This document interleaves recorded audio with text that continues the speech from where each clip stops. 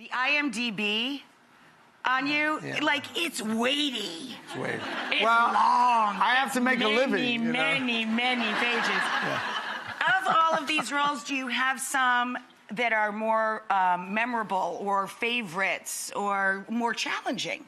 I was in a movie once, which I was involved. I did Barton Fink and Miller's Crossing with the Coen brothers. And then this great Italian director, Francesco Rosi, saw me and he offered me the lead in this Primo Levi book called The Truce, La Tregua, which is about his journey home from Auschwitz and all the way back to Torino. And it's about coming back to life. It was a beautiful movie. I was involved with it for 5 years. Little by little, I had to be very thin. And I was really thin for a long time. Yeah, I was really thin for a long time. And then there were people who thought I was...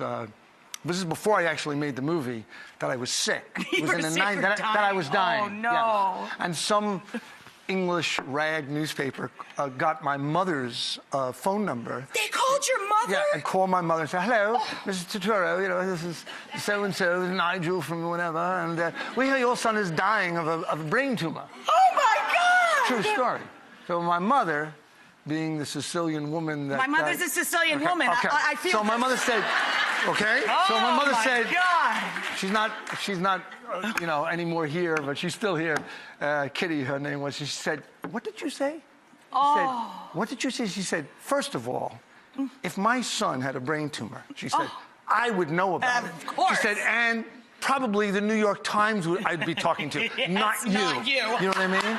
And then she, you know, that's just like Elsa. Yeah, like and mine. she really ripped him apart, you know.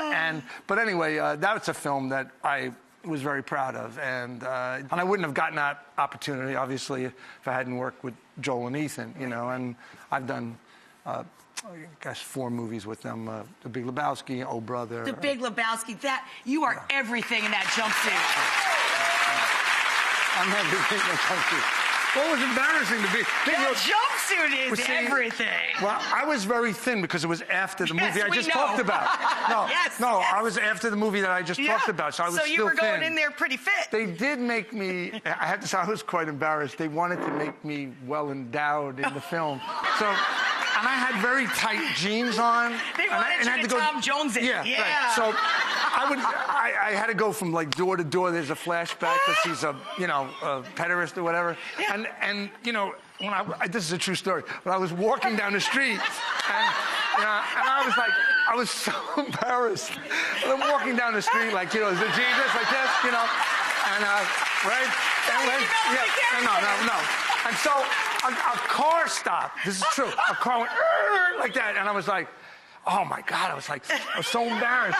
They were dying laughing. And, but you know, a lot of the things I did in that movie, I had done a character on stage. It's actually based on someone that I met, actually. Wow.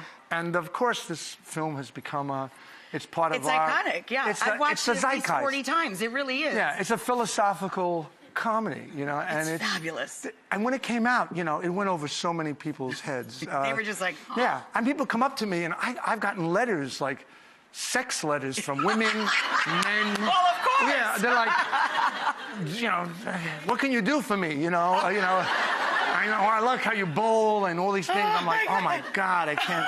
So, but you know, it's hard to say what's my favorite or whatever, but. And then I've done like a lot of things, you know, with Spike. I've done so many movies.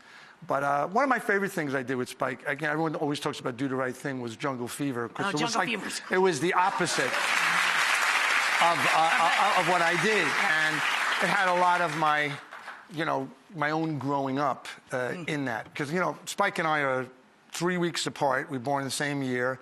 I grew up in a black neighborhood. He grew up in an Italian neighborhood. And, you know, we've had over 30-year, you know, friendship. I was going to say that makes you guys bond yeah, in we a cool really, way. yeah, we have a whole thing. shorthand, you know. But, you know, so,